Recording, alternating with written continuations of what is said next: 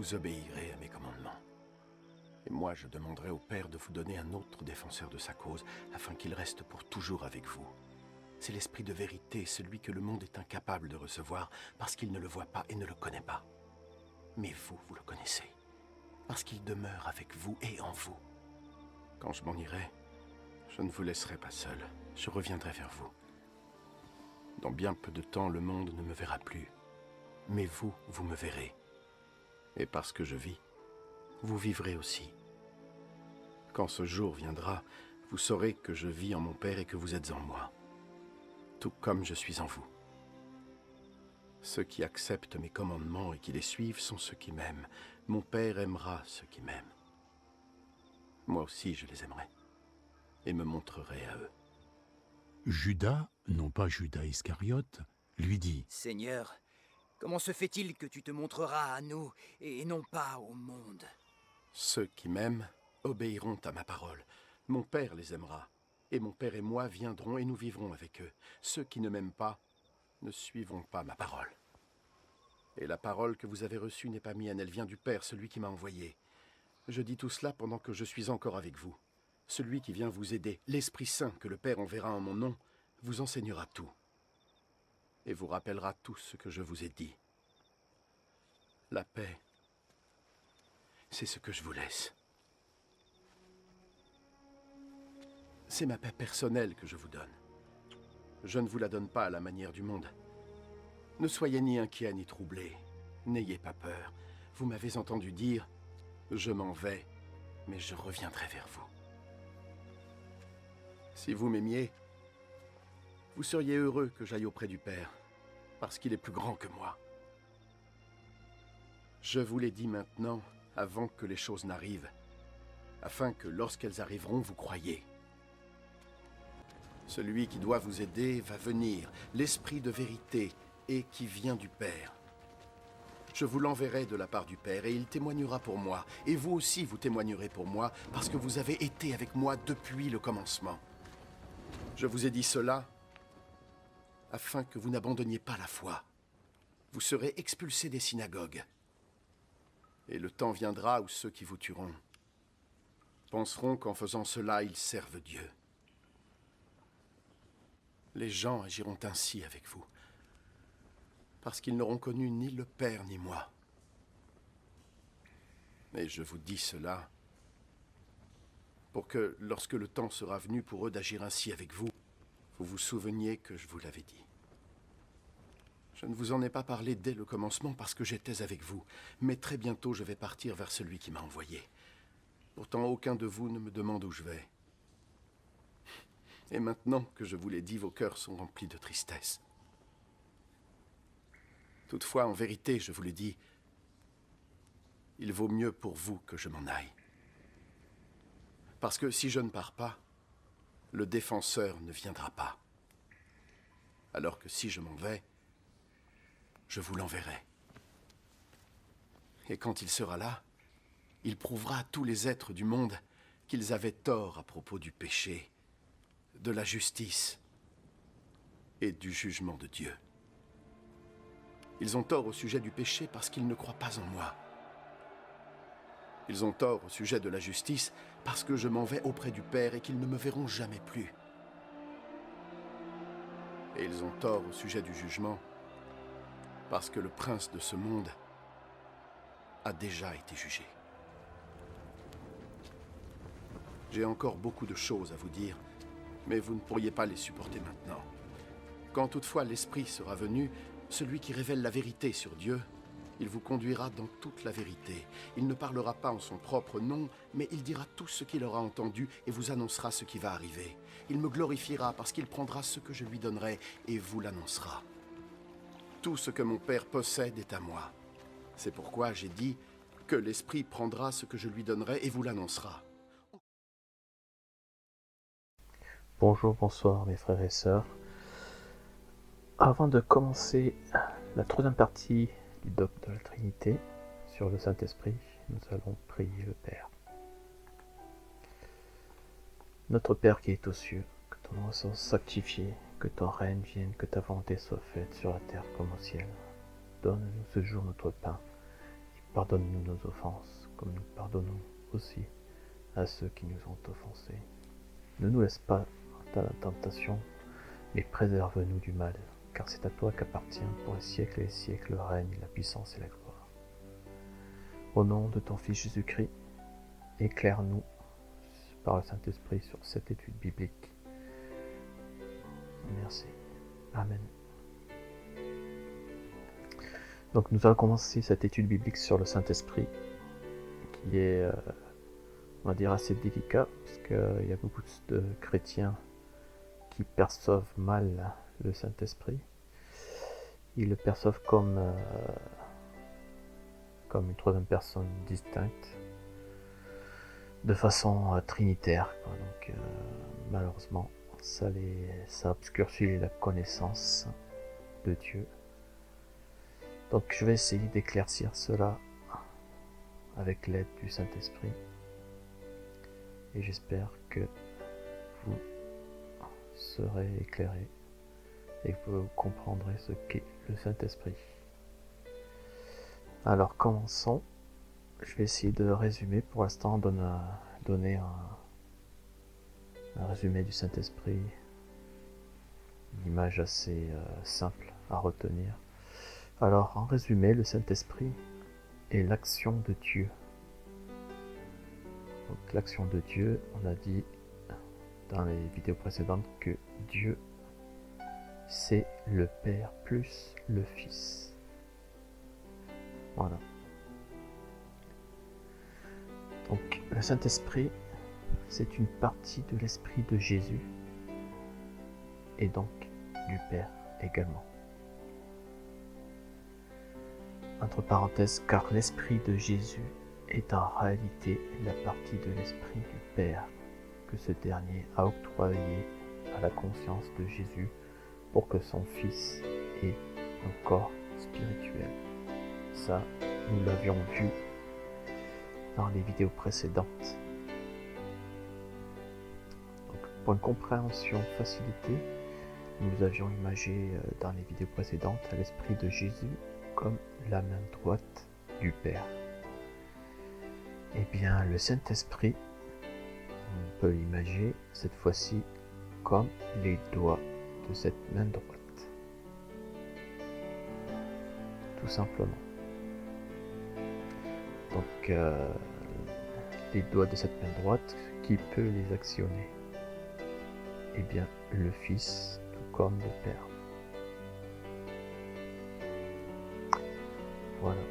Donc, je vais vous donner des versets qui prouvent que le Saint-Esprit est une partie de l'Esprit de Jésus et donc du Père également, et pas une troisième personne distincte. Donc, Galates 3, 27. Galates 3, 27. On va commencer par ce verset-là. Vous tous qui avez été baptisés en Christ, donc là on fait bien allusion au Saint-Esprit, vous avez revêtu Christ. Donc Jésus.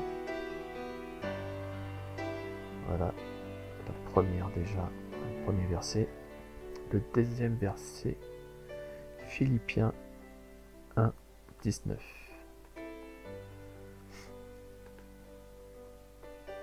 Philippiens 1, 19. Car je sais que cela tournera à mon salut, grâce à vos prières et à l'assistance de l'Esprit de Jésus-Christ. Donc là, je pense qu'il n'y a pas plus clair. Le Saint-Esprit, c'est l'Esprit de Jésus-Christ. Maintenant, dans Actes 16, 6 à 7. Actes 16, 6 et 7. Ayant été empêchés par le Saint-Esprit d'annoncer la parole dans l'Asie, ils traversèrent la Phrygie et le pays de Galatie. Arrivés près de la Mysie, ils se disposaient à entrer en Bithynie, mais l'Esprit de Jésus ne leur permit pas. Voilà, un beau verset, encore qui prouve que le Saint-Esprit et esprit de Jésus. Romains 8, 9. Romains 8, 9. Pour vous, vous ne vivez pas selon la chair, mais selon l'esprit, si du moins l'esprit de Dieu habite en vous. Si quelqu'un n'a pas l'esprit de Christ, voilà, on a l'esprit de Christ, il ne lui appartient pas.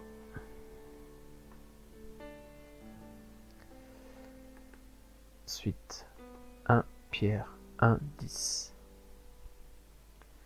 Les prophètes qui ont prophétisé touchant la grâce qui vous était réservée ont fait de ce salut l'objet de leur recherche et de leur investigation.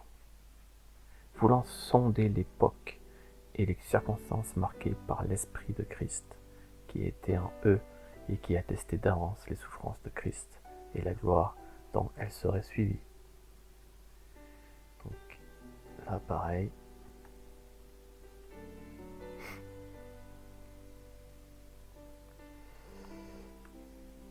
Un autre verset, Jean 14, 16. Et moi, je prierai le Père, et il vous donnera un autre consolateur, afin qu'il demeure éternellement avec vous. L'esprit de vérité que le monde ne peut recevoir parce qu'il ne le voit point et ne le connaît point. Mais vous, vous le connaissez, car il demeure avec vous. Donc là, il demeure avec vous. C'est qui demeure avec les disciples? C'est Jésus, tout simplement. Et il sera en vous. Donc là, on fait bien allusion au Saint-Esprit qui sera en tous les disciples et chrétiens. Donc, tout d'abord, il demeure avec ses disciples, donc c'était Jésus qui demeurait avec ses disciples, et puis là, il leur dit qu'il sera en eux. Tout simplement.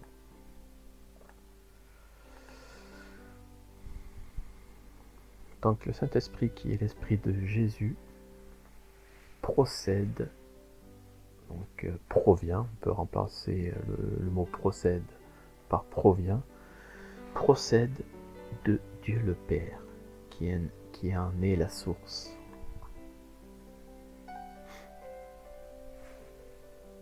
Donc, un petit rappel. Il ne faut pas oublier que dans la vidéo précédente, nous avions imagé pour une meilleure compréhension l'esprit entier de Jésus comme une partie de l'esprit du Père, donc sa main droite. Donc je vais vous donner des versets qui disent que Dieu le Père est la source de vie et que le Fils également.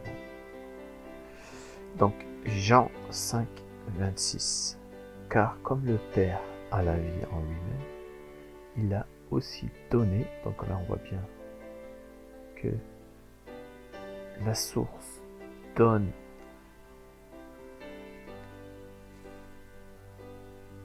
le Père donne la source à son Fils, donc il a donné au Fils d'avoir la vie en lui-même également. Alors comment a-t-il donné?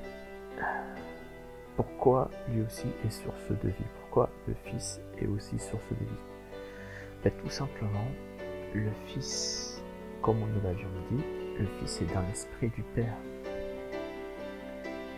donc il est la source de vie. Donc le corps spirituel qui est à la main droite du Père est source de vie. Et donc nous avions dit que la conscience de Jésus est allée en fait dans la main droite du Père. Elle a été créée à la main droite du Père comme corps spirituel. Voilà. Donc la conscience de Jésus est dans la main droite, a comme corps spirituel à la main droite de Dieu le Père, qui est la source de vie. Et c'est pour ça qu'il est source de vie également. Parce que le corps spirituel de Jésus est la main droite du Père, tout simplement. Et c'est pour ça qu'il dit dans Jean 5,26 que le Père a donné aussi au Fils d'avoir la vie en lui-même. Il a donné comment? Et en le créant, tout simplement. Ensuite, que fait le Saint-Esprit, c'est-à-dire l'action de l'Esprit de Jésus, et donc du Père, comme on l'a vu précédemment. Que fait le Saint-Esprit? Il fait plusieurs choses. Donc, comme nous l'avions dit, le Saint-Esprit, c'est l'action de Jésus, l'action de l'Esprit de Jésus, l'action de Dieu, l'action aussi du Père, comme du Fils. Alors, que fait le Saint-Esprit?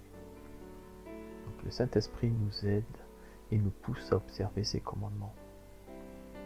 Il nous purifie car il est saint et il est rempli par les paroles de Dieu qui purifient. Donc, les paroles de Dieu qui purifient, je vais vous donner le verset qui montre cela. Jean 15, 3. Déjà, vous êtes purs à cause de la parole que je vous ai annoncée. Voilà. Donc, que fait encore le Saint-Esprit? Il nous enseigne. Jean 14, 26. Mais le Paraclet, l'Esprit Saint que le Père enverra à mon nom, lui vous enseignera tout et vous rappellera tout ce que je vous ai dit. Voilà. Il anime. Le Saint-Esprit anime. Galates 5, 18. Mais si l'Esprit vous anime, vous n'êtes pas sous la loi. Il nous libère. 2 Corinthiens 3, 17. Car le Seigneur, c'est l'Esprit. Et où est l'Esprit du Seigneur? Là est la liberté. Il nous donne des dons. Le Saint-Esprit nous donne des dons.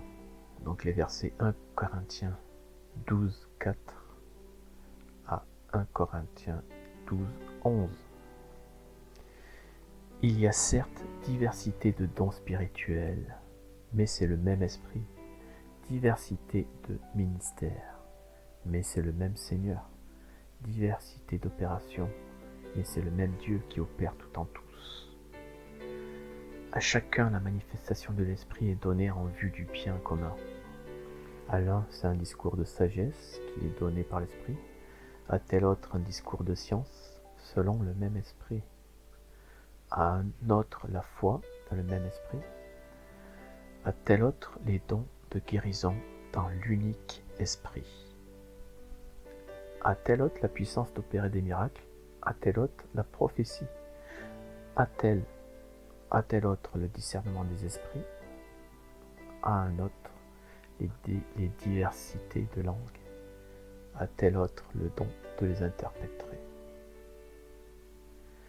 Mais tout cela, c'est l'unique et même esprit qui l'opère, distribuant ses dons à chacun en particulier, comme il entend. Voilà. Que fait encore le Saint-Esprit? Il nous éclaire sur la sagesse de Dieu et sur sa parole. 1 Corinthiens 2, 7. Ce dont nous parlons, au contraire, c'est d'une sagesse de Dieu, mystérieuse, demeurée cachée, celle que, dès avant les siècles, Dieu a par avance destinée pour notre gloire. Le Saint-Esprit baptise et bénit également. Nous pensons que les chrétiens baptisent, mais ce n'est pas les chrétiens qui baptisent. C'est le Saint-Esprit qui utilise comme instrument le chrétien pour baptiser. C'est ça qu'il faut bien comprendre. Donc nous ferons ultérieurement une étude biblique sur le baptême pour bien expliquer aussi ce qu'est le baptême. Alors que fait encore le Saint-Esprit? Le Saint-Esprit nous établit la culpabilité du péché, de la justice et du jugement chez les hommes. Le verset Jean 16, 8.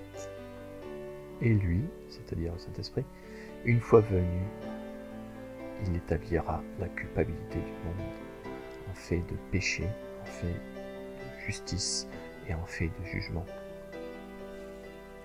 Nous avons aussi le verset d'Ézéchiel 36, 31. Alors vous vous souviendrez de votre conduite qui était mauvaise et de vos actions qui n'étaient pas bonnes.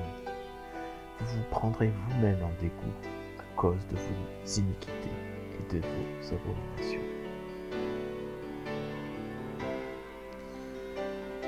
Le Saint-Esprit est aussi le sceau de Dieu qui marque notre appartenance comme enfants de Dieu et faisant partie des enfants d'Abraham par la foi en Dieu.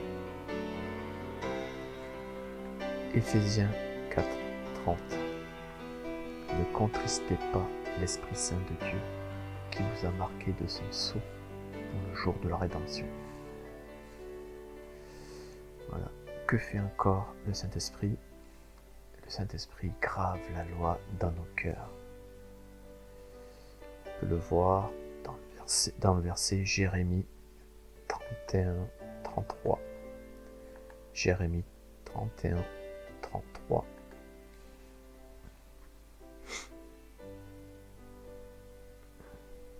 Mais voici l'alliance que je ferai avec la maison d'Israël.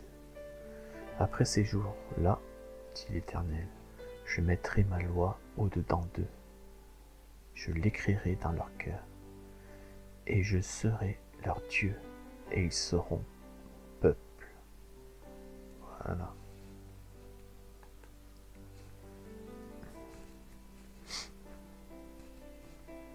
Nous avons aussi 2 Corinthiens 3, 3. 2 Corinthiens 3, 3.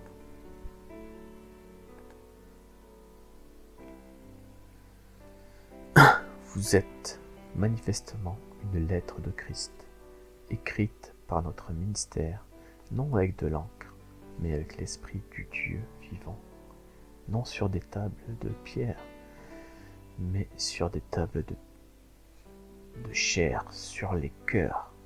Voilà. Nous avons aussi Hébreux 8, 10, Hébreux 10, 16 et Jérémie 32, 40. Que fait encore le Saint-Esprit? Alors, le Saint-Esprit peut tuer également ceux qui les trompent et qui lui mentent. Car le péché contre le Saint-Esprit est impardonnable. Ça, il faut bien le savoir, il faut bien le connaître. Donc, Acte 5, versets 1 à 11. Acte 5, versets 1 à 11. Et là, on voit que un homme qui est nommé Ananias, avec sa femme, a menti au Saint-Esprit. Et donc, sont morts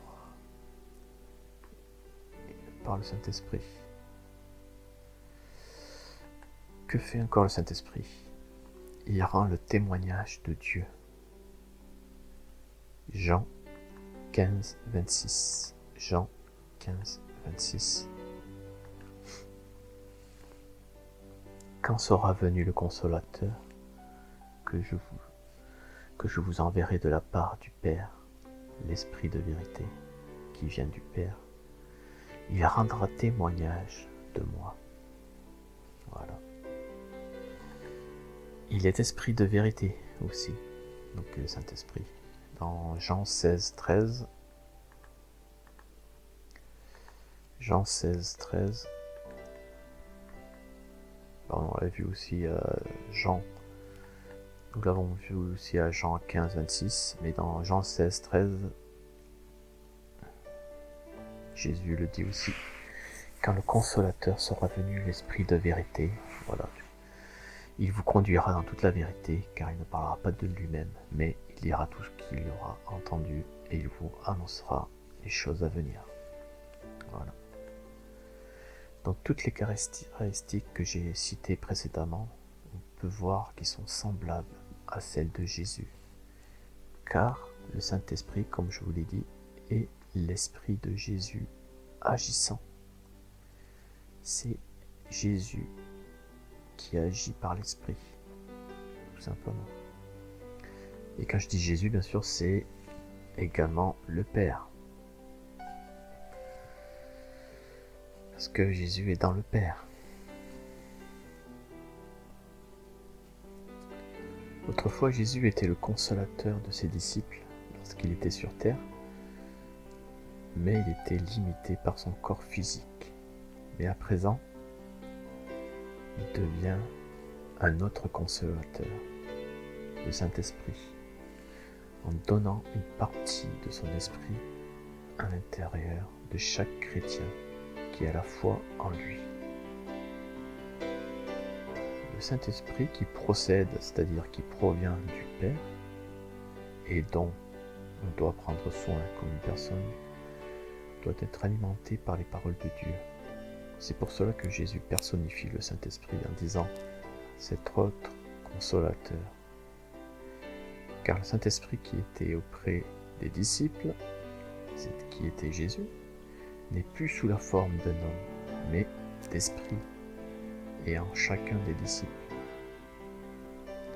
L'Esprit Saint, qui est une partie de l'Esprit de Jésus, donné aux disciples, doit être entretenu et alimenté par les paroles de Dieu, contrairement à l'Esprit de Jésus qui est une partie de l'Esprit du Père et qui est source de vie. Donc il faut bien faire la différence entre l'Esprit entier de Jésus qui est la main droite du Père, qui est source de vie, et l'Esprit Saint qui est, nous avons vu précédemment, nous l'avions imaginé en doigts, donc qui sont les doigts en fait de la main droite, mais pas la main entière, pas la main droite entière, mais simplement les doigts, qui eux doivent être alimentés par les paroles de Dieu.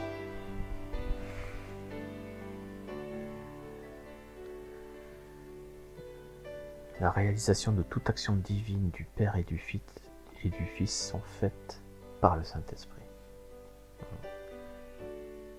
Le verset Éphésiens 3, 20 à 21. Éphésiens 3, 20 à 21.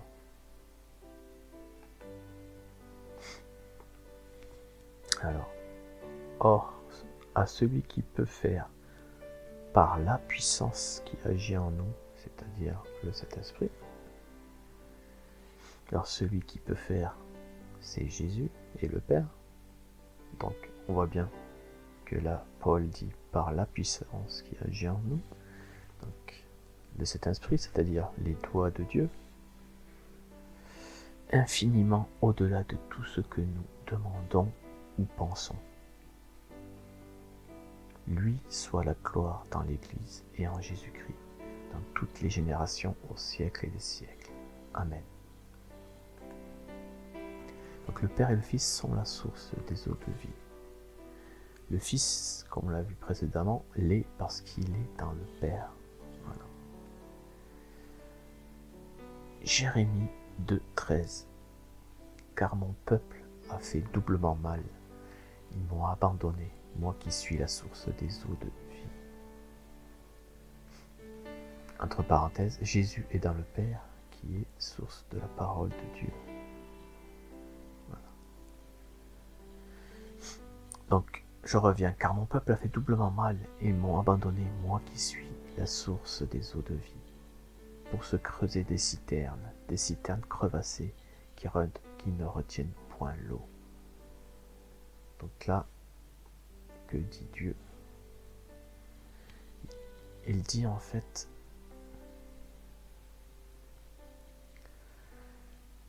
que son peuple l'a abandonné, lui qui est source de vie. Dieu dit ça à son peuple en disant que, en fait, les citernes que son peuple a et fissurées et qui ne retiennent pas en fait l'eau. Et en fait l'eau représente les paroles de Dieu, tout simplement. Donc son peuple ne retient pas la parole de Dieu. La seule citerne qui retient la parole de Dieu, c'est le Saint-Esprit. C'est la seule citerne. Ensuite, Jérémie 17, 13. Éternel, qui est l'attente d'Israël, tous ceux qui t'abandonnent seront confondus. Ceux qui se détournent de moi seront écrits sur la terre, car ils abandonnent la source des eaux de vie, l'Éternel. Donc, la source des eaux de vie, l'Éternel, c'est le Père et le Fils.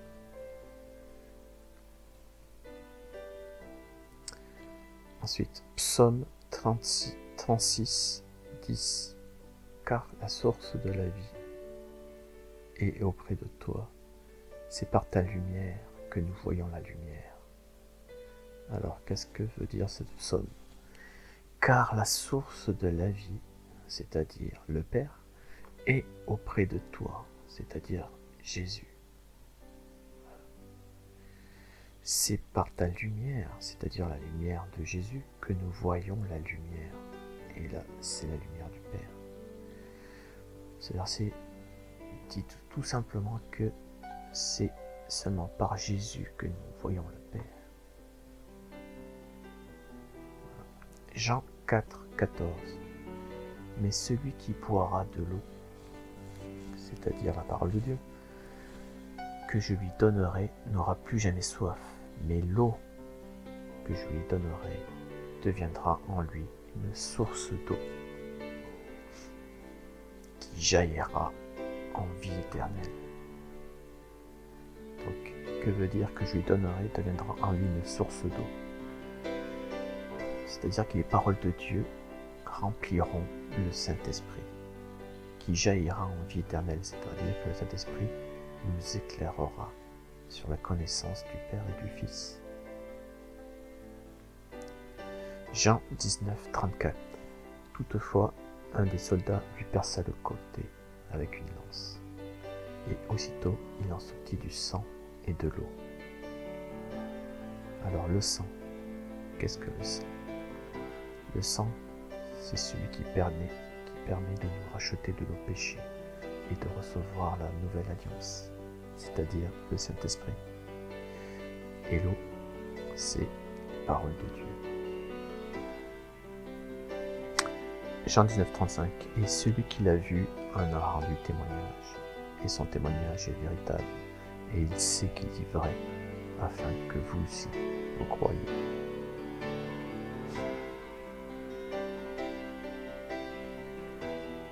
Ensuite, Jean 16, 13. Mais quand il viendra à lui l'Esprit de vérité,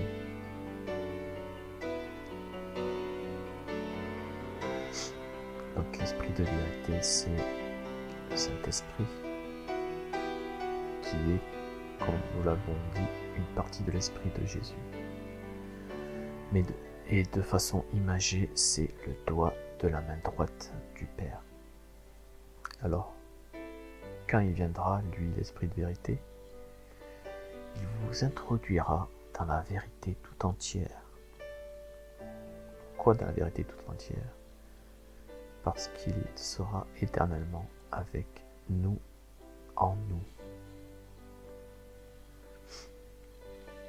Ensuite, car il ne parlera pas de lui-même, mais ce qu'il entendra, il le dira, et il vous dévoilera les choses à venir.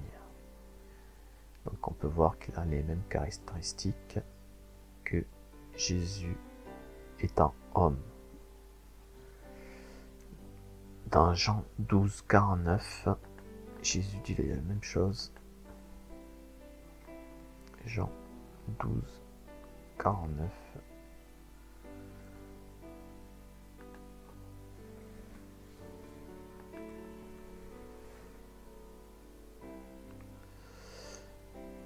Car je n'ai point parlé de moi-même, mais le Père qui m'a envoyé m'a prescrit lui-même ce que je dois dire et annoncer. Voilà. Donc Dieu le Père est la source de vie, mais aussi la source de la vérité. Et Dieu le Fils l'est également parce qu'il est dans le Père, tout comme la source de vie. Le Fils l'est parce qu'il est également dans le Père. Voilà. Donc la vérité du Père est en Jésus, car le Père est en lui. Jésus est également le témoin de cette vérité, car il est la parole de Dieu. Jean 18, 37. Pilate lui dit, « Donc tu es roi ?» Jésus répondit, « Tu le dis, je suis roi. Je ne suis né et je ne suis venu dans le monde que pour rendre témoignage à la vérité. Quiconque est de la vérité, écoute ma voix. » On a aussi le verset Jean 17, 17. « Sanctifie-les dans la vérité. Ta parole est vérité. » Donc là, c'est Jésus qui parle à son Père.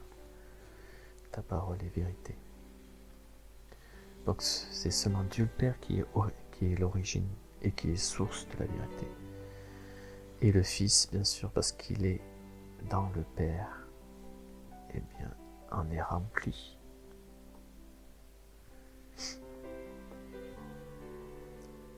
Dans Jean 8, 29, « Et celui qui m'a envoyé est avec moi. Il ne m'a pas laissé seul, parce que je fais toujours ce qui lui plaît. » Donc dans ce verset, on voit que il y a la possibilité que le Père laisse seul son Fils s'il ne fait pas ce qui plaît. Si Jésus ne fait pas ce qui plaît à son Père. Donc là, nous avons bien la preuve qu'il y a deux consciences distinctes avec une volonté propre à chacun, c'est-à-dire celle du Père et celle du Fils. Le Saint-Esprit n'est pas une troisième personne qui a une conscience propre et distincte du Père et du Fils. Le Saint-Esprit, comme vu précédemment, a besoin d'être entretenu pour avoir une union totale avec le Fils et le Père.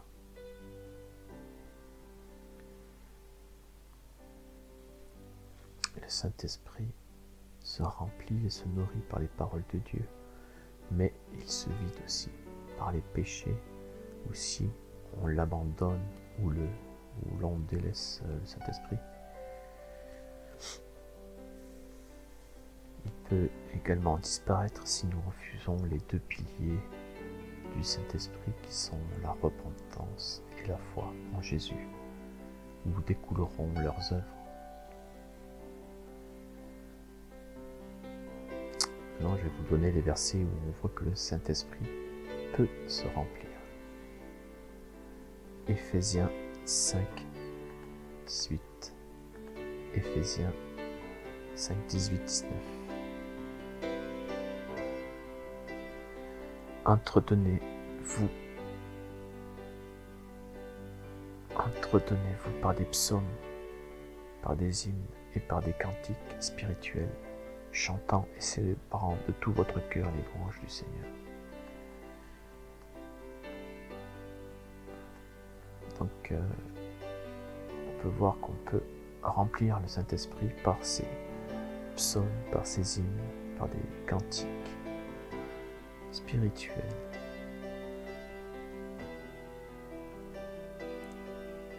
Ensuite,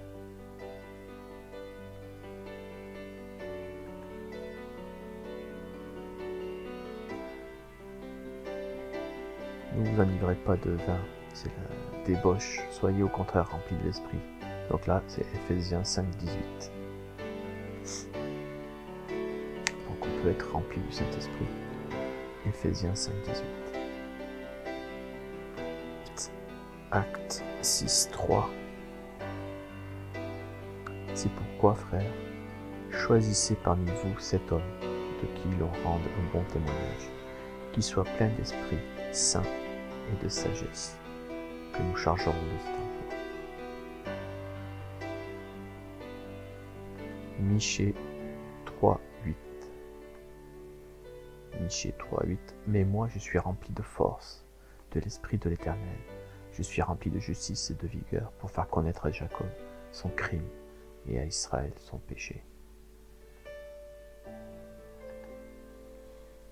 Ensuite, nous avons plein d'autres versets. Je vais vous les énumérer. Exode 31:3, Exode 35:31, Luc 1:15, Actes 11:4, Luc 1:41, Luc 4:1, Actes 9:17. Comme nous l'avons vu, donc le Saint-Esprit peut également s'attrister et s'éteindre. Je vais vous donner les versets.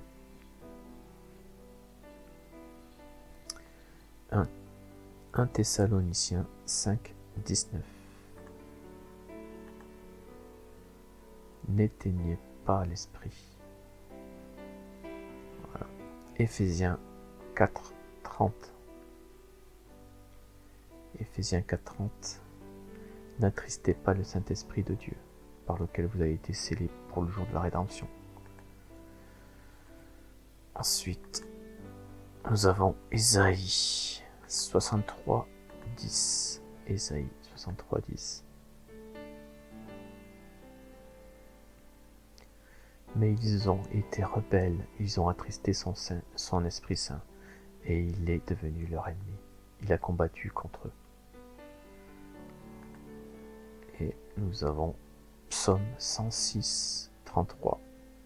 Car ils aigrirent son esprit, et il s'exprima légèrement des lèvres. Voilà. Donc, les versets qui montrent que l'esprit de Jésus peut être attristé par notre comportement et éteindre la partie de son esprit qui était en nous. Donc le Saint-Esprit est une partie de l'Esprit de Jésus. Elle est sainte, purificatrice, agissante, vivante et invisible. Et elle procède de Dieu le Père, qui lui permet d'accomplir son dessein et sa volonté, tout en restant en contact permanent avec nous lorsqu'il est en nous. Romains 5:5.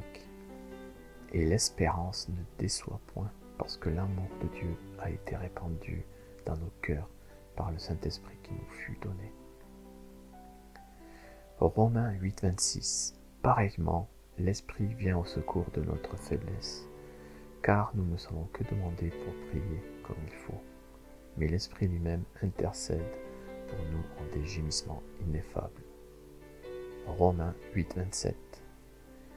Et celui qui sonde les cœurs sait quel est le désir de l'Esprit, et que son intercession pour les saints correspond aux vues de Dieu. Donc l'Esprit de Jésus est une puissance vivante qui est à l'œuvre en nous et qui sonde nos cœurs. Acte 1:8. Mais vous allez recevoir une force, celle de l'Esprit Saint, qui descendra sur vous. Vous serez alors mes témoins à Jérusalem, dans toute la Judée et la Samarie, et jusqu'aux extrémités de la terre. Donc, on voit que Jésus utilisait des figures de style diverses, comme les paraboles, mais aussi la personnification, lorsqu'il parlait à ses disciples. Dans les versets qui suivront, nous verrons que Jésus personnifie le Saint-Esprit, c'est-à-dire son esprit, pour faciliter la compréhension de sa présence donnée à chaque chrétien par Dieu le Père, au nom de son Fils, comme nous allons le voir dans Jean 14:26. Jean 14:26.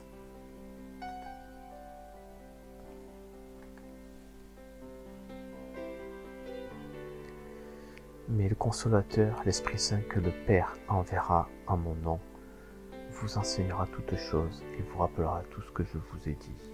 Donc Donc là, on voit bien que le Saint-Esprit a été donné par Dieu le Père, a été envoyé par Dieu le Père au nom de son Fils, de la part de son Fils, Jésus-Christ. Mais nous allons voir maintenant, c'est Dieu le Fils qui envoie le Saint-Esprit de la part du Père. Dans Jean 15, 26, dans Jean 15, 26,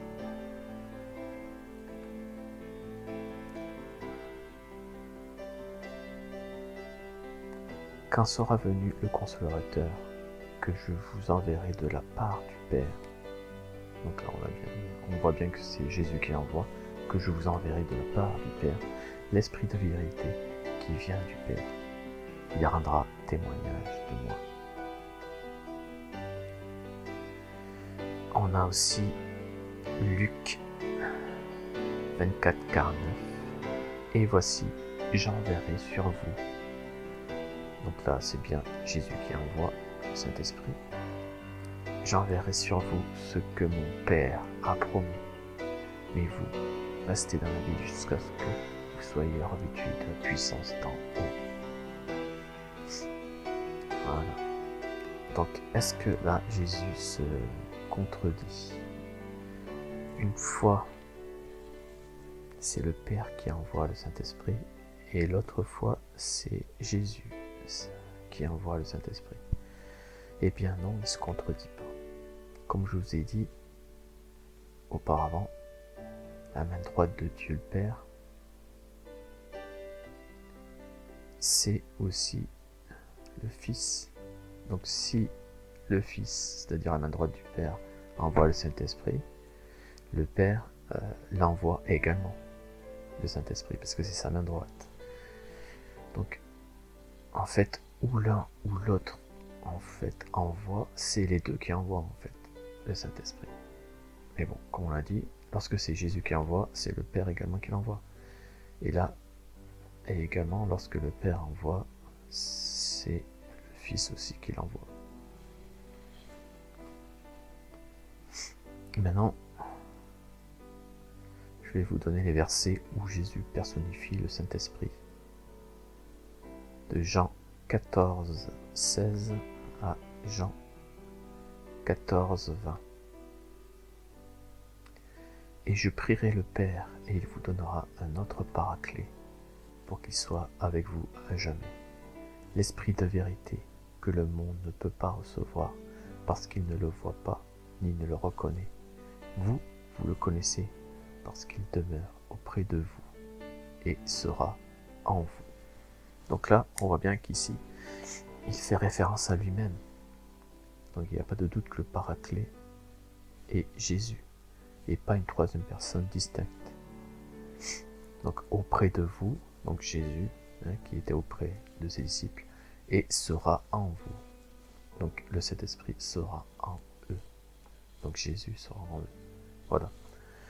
Alors Jean 14, 18. Je ne vous laisserai pas orphelins, je viendrai vers vous. Donc là, il n'y a pas plus clair, je pense.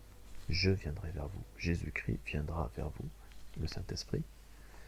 Encore un peu de temps, et le monde ne me verra plus. Mais vous, vous verrez que je vis, et vous aussi vous vivrez. Ce jour-là, vous reconnaîtrez que je suis en mon Père, et vous en moi, et moi en vous.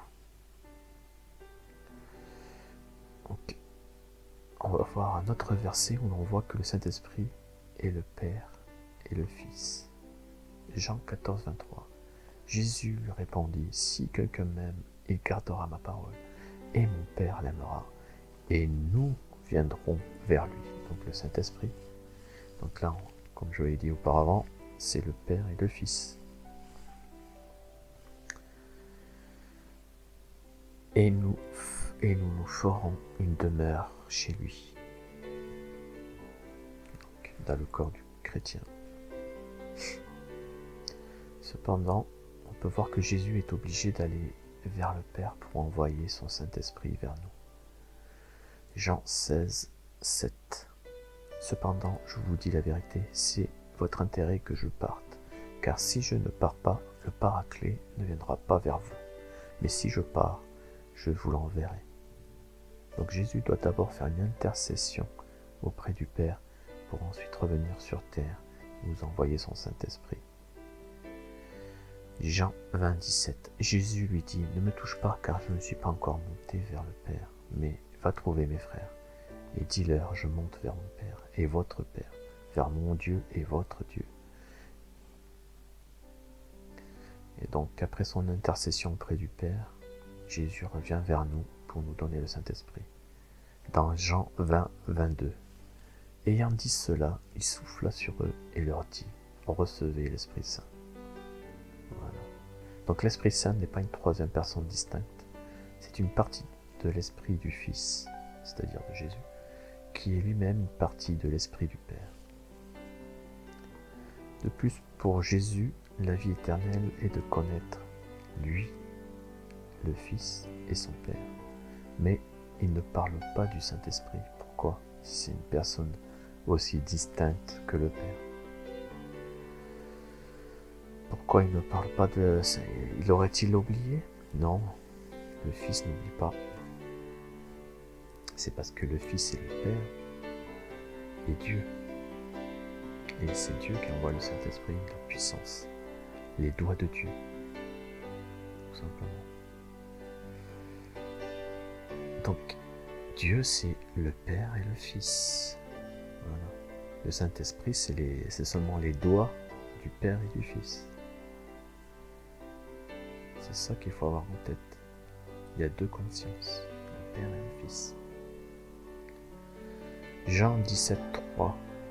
Or, la vie éternelle, c'est qu'ils te connaissent, toi, le seul véritable Dieu, et celui que tu as envoyé, Jésus-Christ.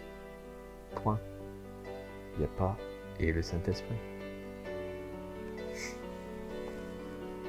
Car le Saint-Esprit, comme je vous l'ai dit, c'est simplement l'action de Dieu. C'est Dieu qui agit. Mais comme dit précédemment, lorsque nous acceptons le Saint-Esprit en nous, il faut veiller activement.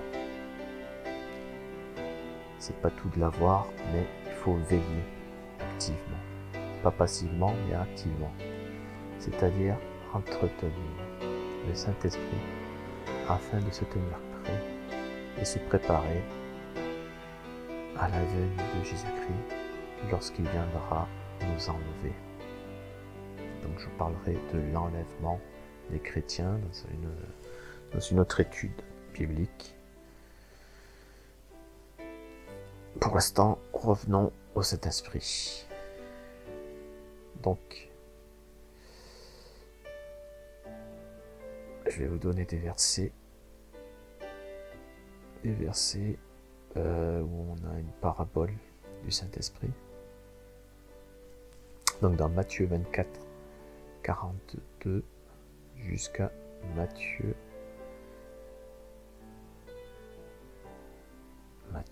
25, 13. Donc là, je donne les versets où on voit que Jésus dit qu'il faut veiller. Alors Matthieu 24, 42. Veillez donc, parce que vous ne savez pas quel jour va venir votre maître. Comprenez-le bien. Si le maître de maison avait su à quelle heure de la nuit le voleur devait venir, il aurait veillé et n'aurait pas permis qu'on perçât le mur de sa demeure. Ainsi donc, vous aussi, tenez-vous prêts, car c'est à l'heure que vous ne pensez pas que le Fils de l'homme va venir. Quel est donc le serviteur fidèle et avisé que le maître a établi sur les gens de sa maison pour leur donner la nourriture en temps voulu? Donc là, là il fait référence en fait à la nourriture, c'est la parole de Dieu. C'est comme cela qu'il faut se tenir prêt. C'est par la parole de Dieu. Donc on reprend. Heureux ce serviteur que son maître, en arrivant, trouvera occupé de la sorte. En vérité, je vous le dis, il l'établira sur tous ses biens. Mais si ce mauvais serviteur dit en son cœur, mon maître tarde, et qu'il se mette à frapper ses compagnons, à manger et à boire en compagnie des ivrognes, le maître de ce serviteur arrivera au jour qu'il n'attend pas et à l'heure qu'il ne connaît pas. Et il le retranchera. Il lui assignera sa part parmi les hypocrites. Là seront les pleurs et les grincements de dents. Alors il en sera du royaume des cieux comme de 10 vierges qui s'en allèrent, munies de leurs lampes, à la rencontre de l'époux. Donc là, les vierges représentent les chrétiens, les lampes représentent le Saint-Esprit, et l'époux représente Jésus. Reprenons. Or, 5 d'entre elles étaient sottes, et 5 étaient sensées. Les sottes, en effet, prirent leurs lampes, mais sans se munir d'huile. Alors, l'huile représente les paroles de Dieu. Reprenons. Tandis que les sensés, en même temps que leurs lampes, prirent de l'huile dans les fioles. Et donc les fioles, ce sont les Bibles qui contiennent les paroles de Dieu. Comme l'époux se faisait attendre, elles s'assoupirent toutes et s'endormirent. Mais à minuit, un cri retentit. Voici l'époux, sortez à sa rencontre. Donc là, Jésus fait référence en fait au jour de l'enlèvement des chrétiens.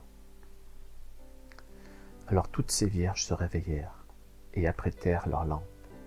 Et les sottes dirent aux sensés, « Donnez-nous de votre huile, car nos lampes s'éteignent. » Donc lorsque les lampes s'éteignent, en fait, ça fait référence au Saint-Esprit qui faiblit par manque d'huile, donc de parole de Dieu, par manque de pratique de la parole de Dieu. Mais celles-ci leur répondirent. Donc les 5 vierges sensées répondirent, il n'y en aurait sans doute pas assez pour nous et pour vous. Allez plutôt chez les marchands et achetez-en pour vous. Donc les marchands, c'est les pasteurs qui donnent la parole de Dieu. Voilà.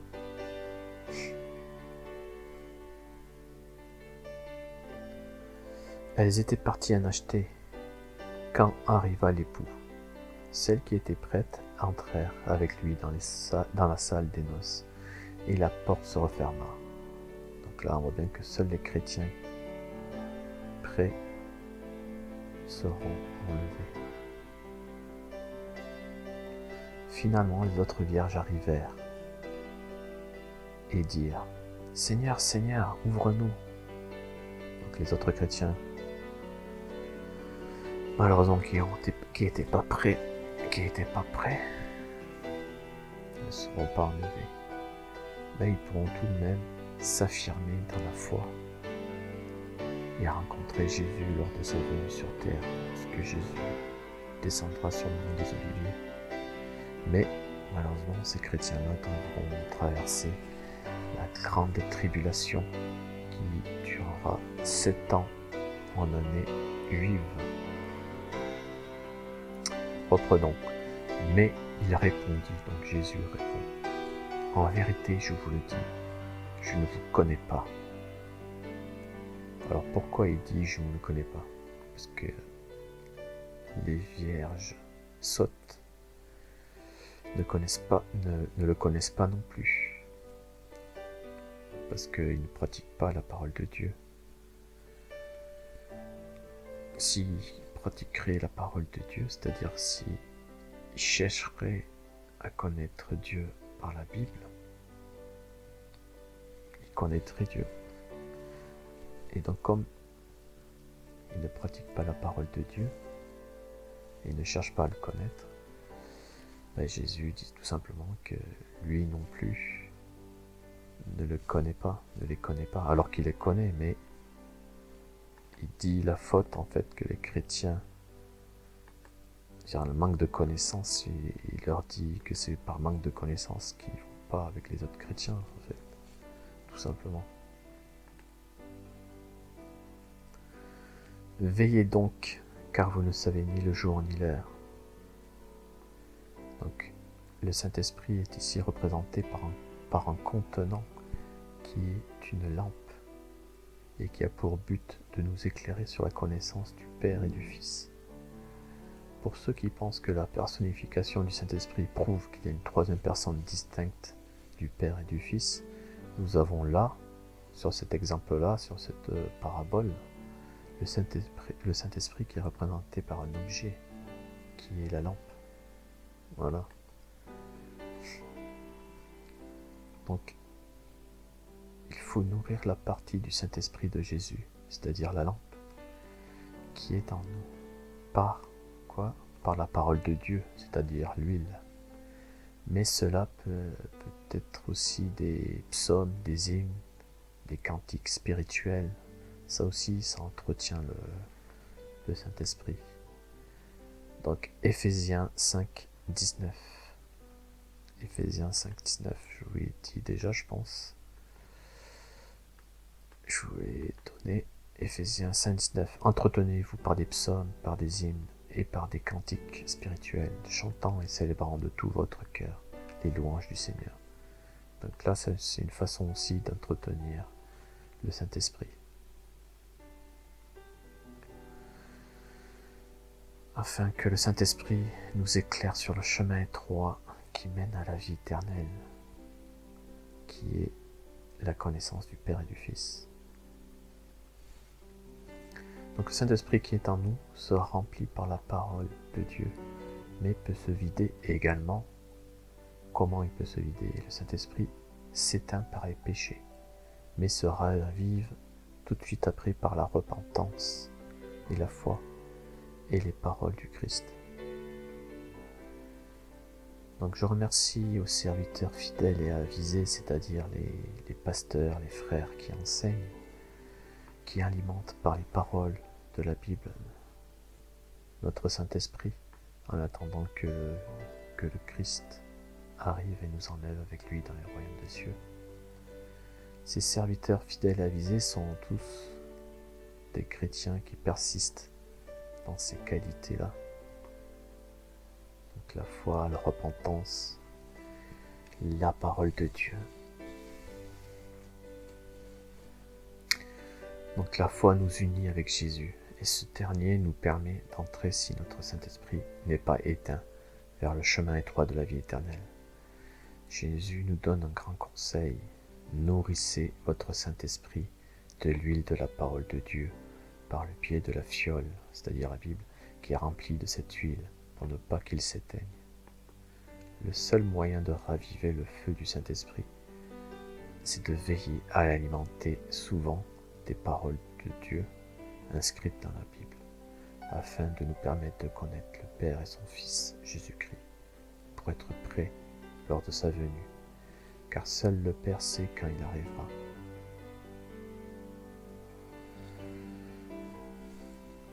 « 1 Pierre 1, 23 Puisque vous avez été régénérés, le Saint-Esprit, régénérés, non par une semence corruptible, mais par une semence incorruptible. Qu'est-ce donc cette semence incorruptible? Eh bien, c'est la parole vivante et permanente de Dieu. C'est seulement ça qui régénère votre Saint-Esprit. Je vais vous donner d'autres paraboles qui représentent le Saint-Esprit. Matthieu 25, 14 à 25, 30.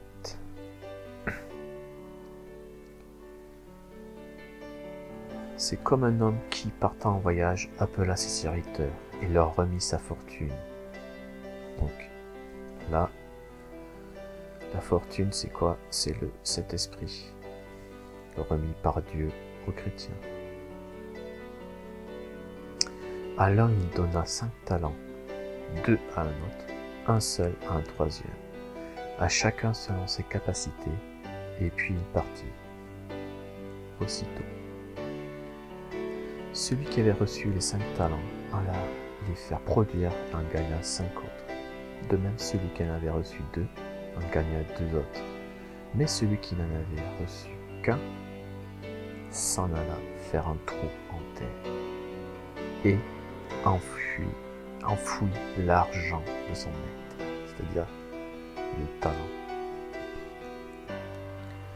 Donc Dieu attendait de ce serviteur qui lui donne un talent de plus.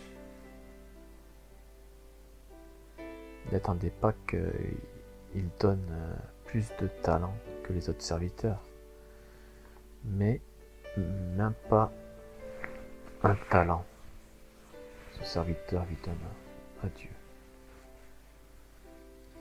Après un long temps, le maître de ses serviteurs arrive et il règle ses comptes avec eux.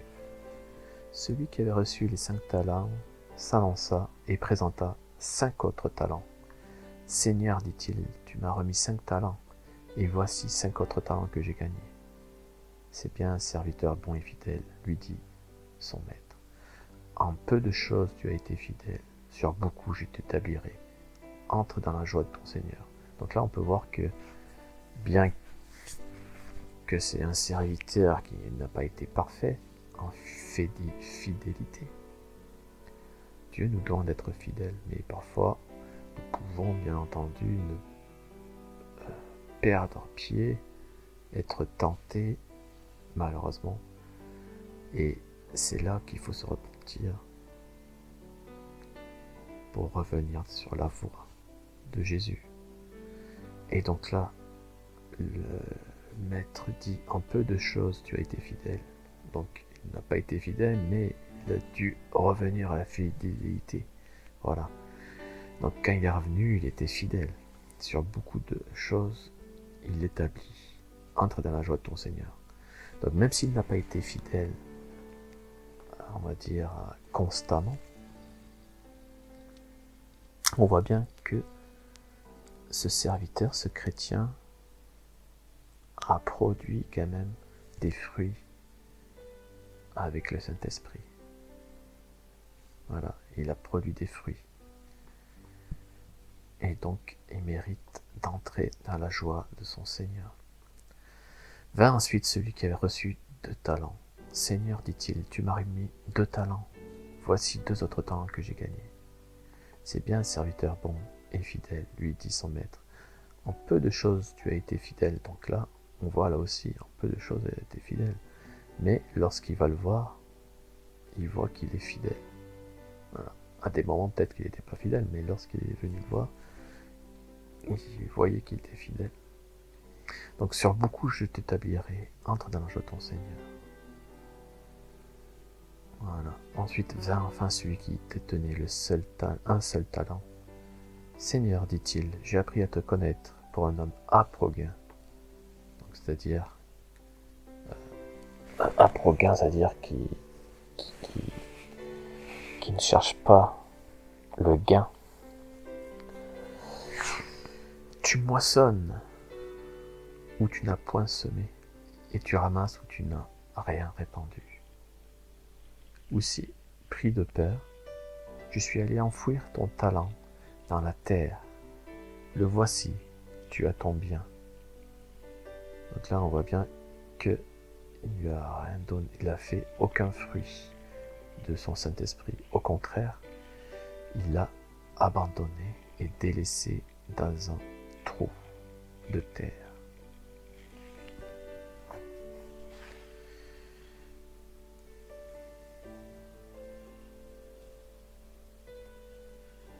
Alors, le Saint-Esprit que Dieu en fait a donné à ce serviteur pour qu'il soit consulté, entretenu et non abandonné, eh bien, l'a été par ce serviteur. Et que répond Dieu? Mais son maître lui répondit, serviteur mauvais, homme mauvais sont ses œuvres. ça veut dire serviteur mauvais. Et paresseux. Donc là, on voit bien, c'est on va dire le défaut qui apparaît, la paresse. Ce serviteur était paresseux. Il avait le Saint-Esprit, il avait tout, il avait la foi et le Saint-Esprit. Mais c'est sa paresse. Pour l'abandon du Saint-Esprit, pour fructifier son Saint-Esprit, qui le vaut d'être décrit comme mauvais serviteur. Tu savais que je moissonne où je n'ai pas semé, et que je ramasse où je n'ai rien répandu. Eh bien, tu aurais dû placer mon argent chez les banquiers. Donc là,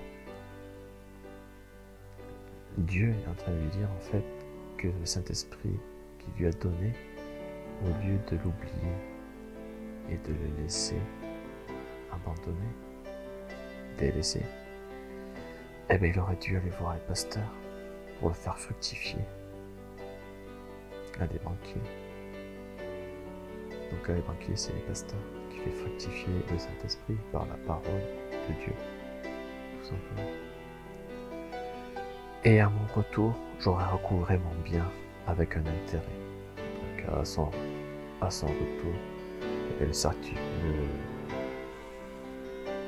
retour, le Saint-Esprit aurait fructifié. Et puis, les fruits de ce Saint-Esprit auraient permis au serviteur de connaître Dieu et de connaître son Maître. Alors que dit Dieu? Que dit le Maître? Enlevez-lui donc son talent et donnez-le à celui qui a les 10 talents. Car à tout homme qui a, l'on donnera et il aura du surplus. Donc ça veut dire quoi? Ça veut dire que tout homme qui cherche la parole de Dieu trouvera plus que ce qu'il cherche, c'est-à-dire une entrée, une grande richesse dans le royaume des cieux. Voilà, revenons. Donc, car à tout homme qui a, l'on donnera et il aura du surplus, mais à celui qui n'a pas, c'est-à-dire celui qui ne cherche pas à connaître Dieu, celui qui a la paresse de ne pas faire fructifier son Saint-Esprit, on enlèvera ce qu'il a. C'est-à-dire, qu'est-ce qu'il avait? Il avait le Saint-Esprit qui pouvait lui permettre d'entrer au royaume des cieux. Mais comme il a abandonné son Saint-Esprit, eh bien, on lui enlèvera l'entrée au royaume des cieux. Car son Saint-Esprit a été abandonné et attristé, tout simplement. Matthieu 25, 30. Et ce propre à rien de serviteur, jetez-le dehors, dans les ténèbres. Là seront les pleurs et les grincements de dents. Donc ce serviteur ne participera pas à l'enlèvement de Jésus. Et malheureusement, il subira la grande tribulation des 7 ans. Mais, bien entendu, c'est pas la fin non plus. Pendant cette grande tribulation, s'il persévère dans la foi, qu'il se repent et qui nourrit son Saint-Esprit, cette fois-ci, lorsque Dieu reviendra sur le mont des Oliviers, eh bien, il pourra repartir avec Jésus, il pourra être avec Jésus. Donc c'est pas terminé encore pour ce serviteur, c'est ce qu'il faut se dire aussi, c'est qu'il va le donner, Dieu donne encore, Jésus va leur donner encore à ses serviteurs qui ont délaissé le Saint-Esprit, il va leur donner encore une chance. Mais ils subiront malheureusement la grande tribulation. Donc le Saint-Esprit est ici représenté par un contenant qui est le talent d'or, qui définit la richesse que nous avons dans le royaume de Dieu. Donc le talent, le contenant, c'est le Saint-Esprit, et l'or, c'est les paroles de Dieu. Donc ici, Dieu illustre la paresse que certains serviteurs de Dieu qui se disent en eux-mêmes en fait qu'étant baptisés, ils pourront entrer comme un laissez-passer en fait dans le royaume de Dieu, sans que ces derniers n'aient l'obligation de connaître Dieu. Alors ils pensent ça, ces serviteurs.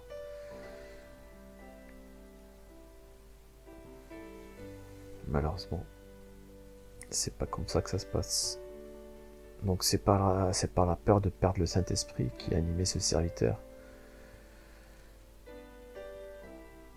En fait, ce serviteur voulait simplement gagner la vie éternelle en échange du Saint-Esprit que Dieu lui avait donné, sans chercher vraiment à connaître Dieu par les paroles de Dieu, et par paresse, malheureusement.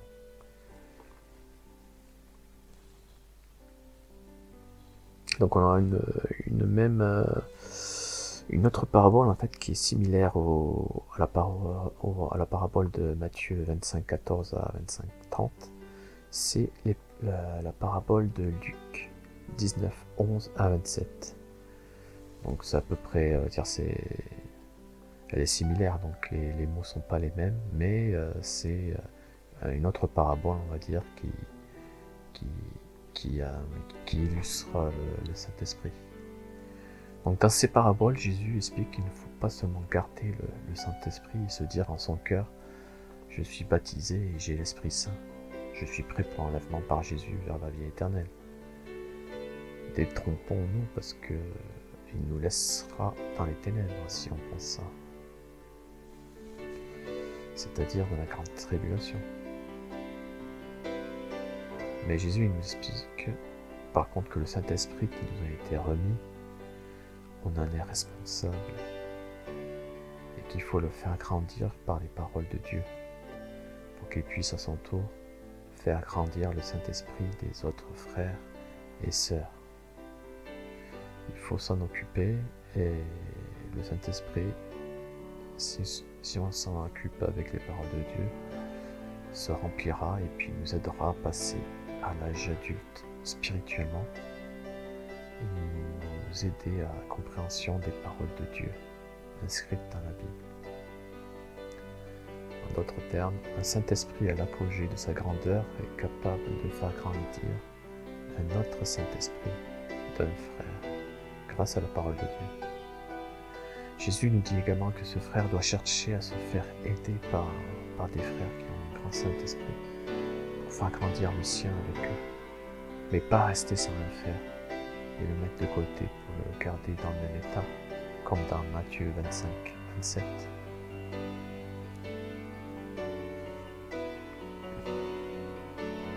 Maintenant, je vais donner une autre parabole du Saint-Esprit, la parabole de l'outre neuve et du vin nouveau. Dieu a d'abord donné la loi à Moïse et aux Juifs, car ils ne pouvaient pas recevoir de façon permanente le Saint-Esprit en eux. Entre parenthèses, car pas encore purifiés des péchés par le sang de Jésus, car le temple de Dieu, c'est-à-dire notre corps, doit être purifié par le sang de Jésus avant de recevoir le Saint-Esprit. Donc le Saint-Esprit n'abolit pas la loi, il faut être conscient de cela, mais donne le cœur de la loi, le sens de la loi. Et nous verrons un peu plus loin, aide à l'application de la loi. Le Saint-Esprit nous enseigne. Les pharisiens, eux, pensaient pouvoir, en comptant sur eux-mêmes, comprendre l'essence de la loi et pouvoir l'appliquer. Mais sans l'aide et le sacrifice de Jésus, il est impossible de gagner le salut. Et ils n'ont fait que tordre le sens de la loi. Dieu prouve aux Juifs et au monde qu'il est le seul à pouvoir enseigner. Comment? Par le Saint-Esprit. Et donner le sens de ses enseignements. Et aucun homme ne peut le faire à sa place sans en tordre le cœur. Donc le Saint-Esprit est ici représenté par un contenant qui est une outre à vin. et qui a pour but de nous enseigner sur le sens de la loi. Donc, l'outre serait le Saint-Esprit et le vin serait les paroles de Dieu.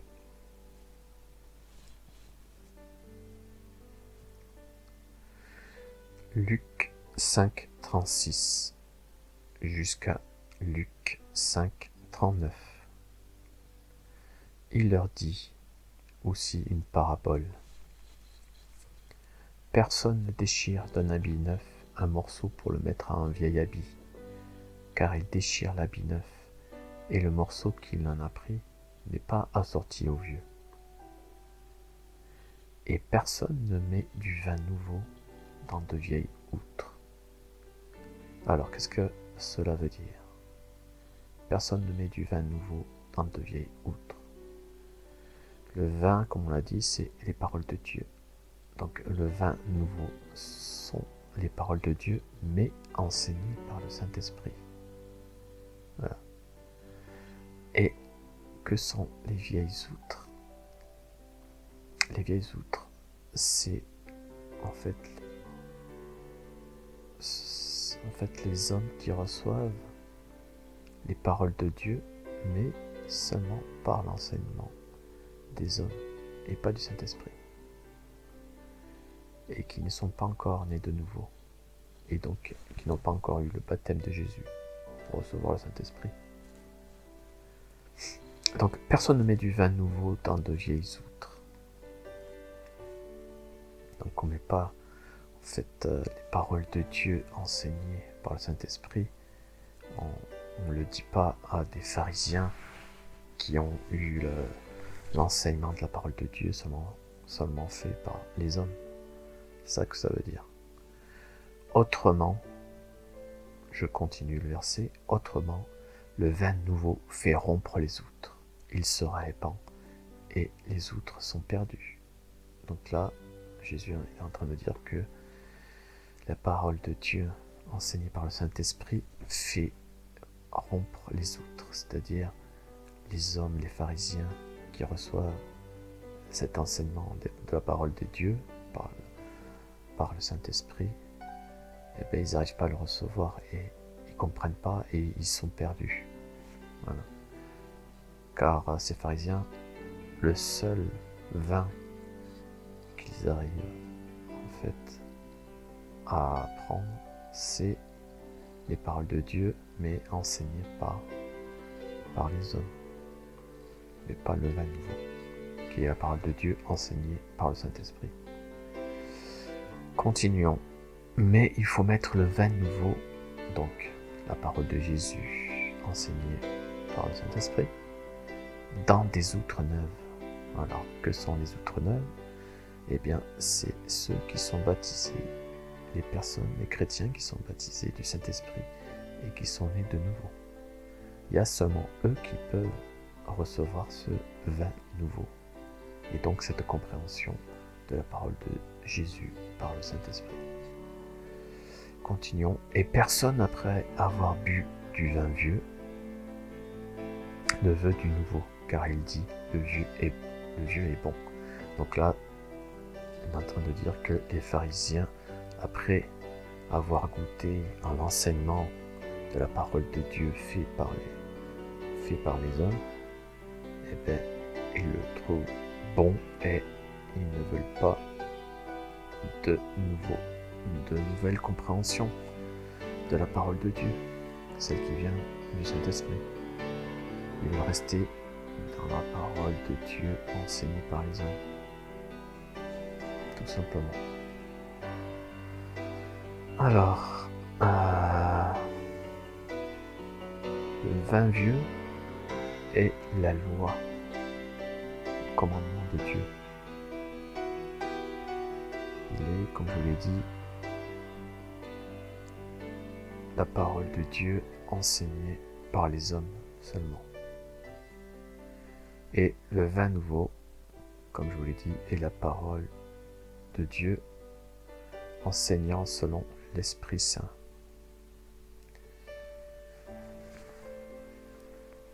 Donc dans ces paroles, Jésus nous apprend que les paroles de Dieu par l'Esprit Saint peut aller seulement dans l'homme né de nouveau et qui ont la foi en Jésus-Christ, mais pas sur les pharisiens qui sont les hommes de la loi, c'est-à-dire des paroles de Dieu enseignées par les hommes, et qui n'ont point le Saint-Esprit pour comprendre entièrement la loi.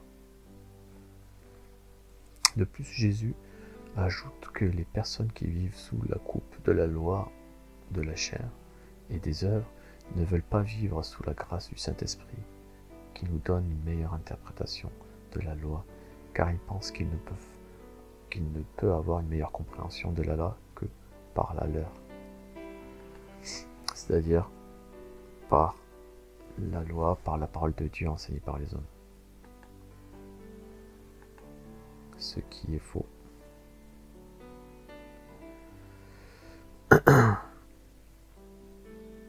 Alors Jésus, il ne dit pas que la loi n'est pas bonne, mais il nous fait comprendre seulement qu'il nous faut passer à une étape de renaissance spirituelle pour accueillir le Saint-Esprit qui nous mettra la loi dans nos cœurs avec une compréhension spirituelle et donc complète de la loi, et nous enseignera par l'Esprit sur ce dernier ainsi que sur les paroles du Messie.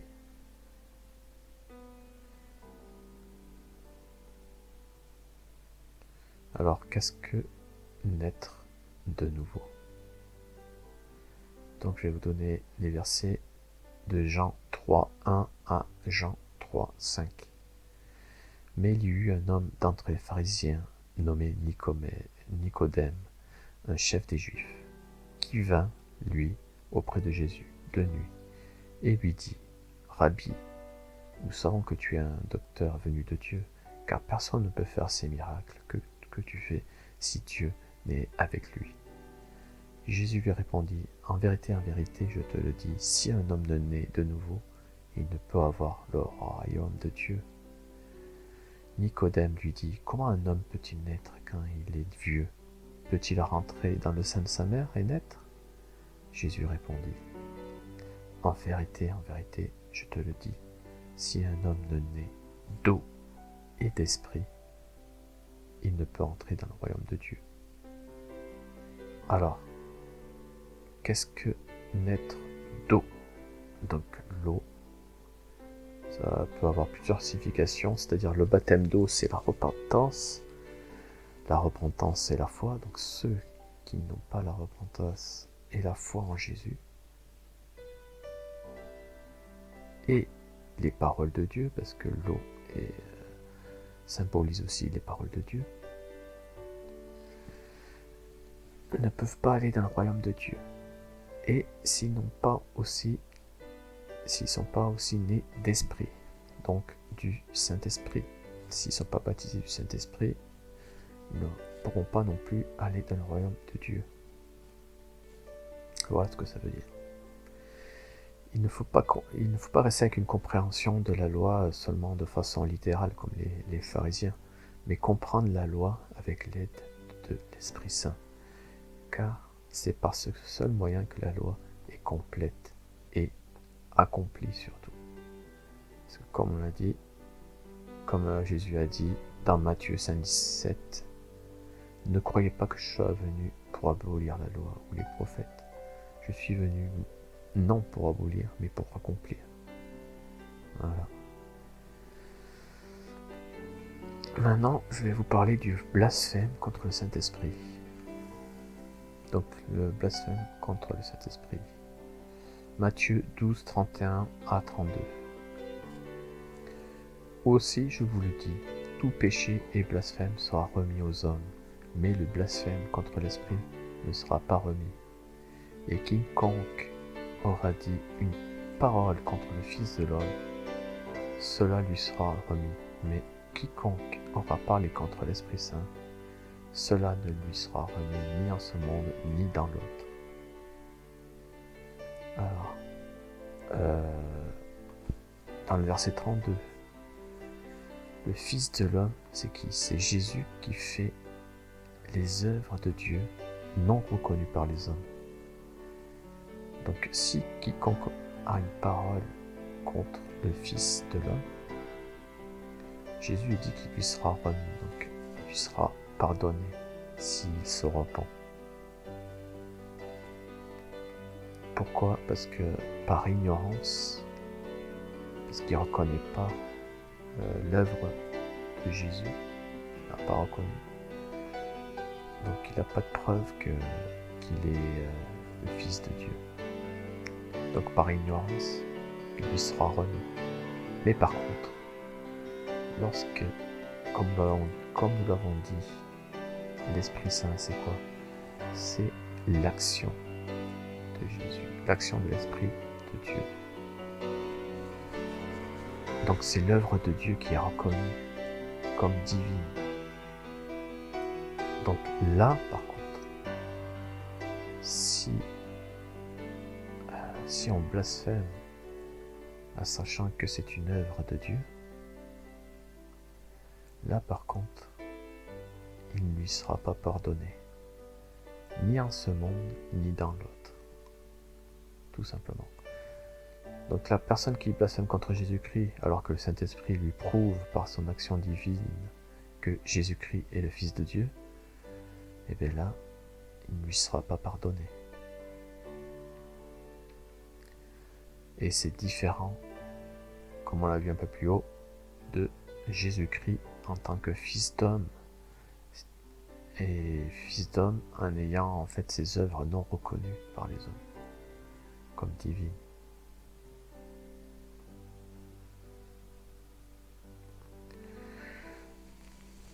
C'est différent.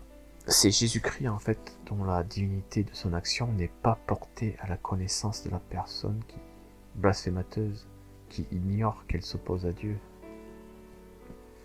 Dans ce cas précis, le blasphémateur sera pardonné de ses péchés s'il ignore qu'il s'oppose à Dieu. Donc il sera pardonné de ses péchés s'il se repent sincèrement, car il est ignorant. Car il ignore en fait qu'il s'oppose à Dieu. Donc dans le verset 1 Timothée 1,13, moi naguère un blasphémateur, un persécuteur, un insulteur, mais il m'a été fait miséricorde parce que j'agissais par ignorance, étranger à la foi. Voilà, donc il agissait par ignorance et il n'avait pas la foi. Maintenant, dans le cas des pharisiens, lorsque Jésus-Christ chasse les démons, la preuve, en fait, là Jésus est en train de donner la preuve divine que c'est une action de Dieu. Car le mal n'attaque jamais le mal, et par déduction, en fait, son action est de Dieu. Par conséquent, cette preuve donnée aux pharisiens condamne ces derniers, parce qu'ils ont foi en Dieu. Ces derniers ont foi en Dieu. Et ils qualifient cette action divine, en fait, ils la qualifient d'action démoniaque. Donc là, ils sont en train de blasphémer contre le Saint-Esprit, l'action de Dieu. L'action de Dieu lorsque Jésus chasse les démons.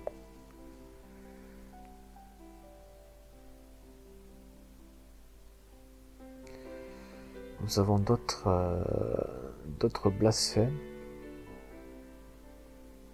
D'autres blasphèmes. Celui de modifier ou de supprimer certains versets. Malheureusement, certains versets ont été modifiés en fait dans certaines Bibles en faveur de la Trinité. Par exemple, dans la Bible Martin, la Bible catholique Crampon. Et dans la Bible, il est stipulé qu'il est prohibé de le faire. Un exemple, dans le verset 1 Jean 5,7. Donc c'est Bible catholique. Car il y en a trois qui rendent témoignage dans le ciel, le Père, le Verbe et l'Esprit. Et ces trois sont un. Voilà comment les Bibles catholiques modifient le verset. Alors que dans les autres Bibles, nous avons dans 1 Jean 5, 7 et 8, car il y en a 3 qui rendent témoignage. Donc là, pour l'instant, c'est la même chose. Nous avons l'esprit, l'eau et le sang. Et les 3 sont d'accord pour un même témoignage. Voilà. Donc c'est complètement différent de dans le ciel le Père, le Verbe et l'Esprit. Parce que là, dans la première situation, le Père, le Verbe et l'Esprit, ils font référence quoi? À la Trinité. Le Père qui est Dieu le Père, le Verbe qui est le Fils, et l'Esprit qui est le Saint-Esprit. Alors que là, non. En réalité, c'est l'Esprit, c'est-à-dire le Saint-Esprit de Jésus et du Père. Parce que, comme on l'a vu, Jésus est dans le Père. Ensuite, nous avons l'eau. L'eau qui est les paroles de Dieu. Voilà. Et nous avons le sang. Le sang qui est le sacrifice de Jésus à la croix, qui nous purifie de nos péchés et qui nous permet d'accéder à la vie éternelle. Et les 3 sont d'accord pour un même témoignage.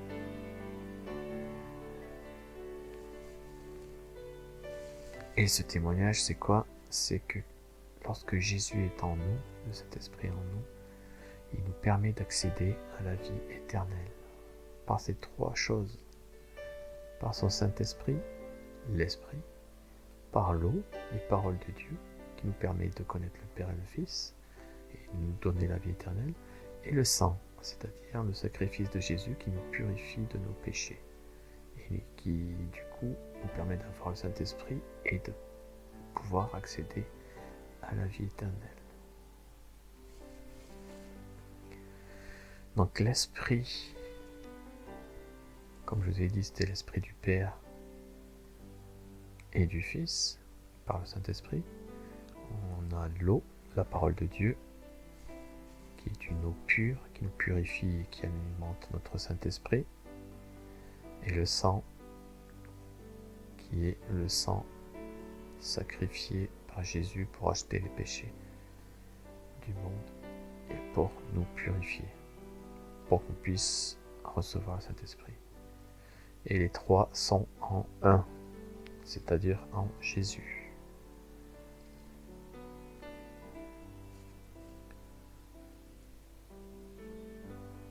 Voilà. Donc, un verset qui montre aussi que c'est Jésus qui a ces 3 choses. Jean 19, 34.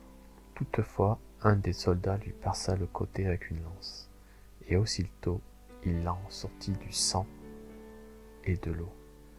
Donc, le sang, c'est quoi? C'est le sang de la purification et de la nouvelle alliance du Saint-Esprit en nous. L'eau, c'est quoi? C'est les paroles de Dieu qui permet de nous purifier et d'alimenter notre Saint-Esprit. Voilà. Et donc, dans le sang, on a le sacrifice de Jésus et le Saint-Esprit. Et dans l'eau, on a donc les paroles de Dieu.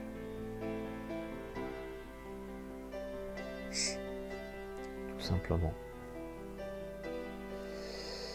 Et celui qui l'a vu en a rendu témoignage, et son témoignage est véritable, et il sait qu'il dit vrai, afin que vous croyiez.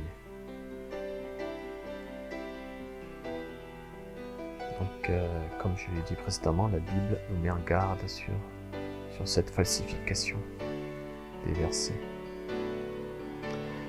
Apocalypse 22-18. Je déclare, moi, à quiconque écoute les paroles prophétiques de ce livre, qui oserait y faire des surcharges, Dieu le chargera de tous les fléaux décrits dans ce livre.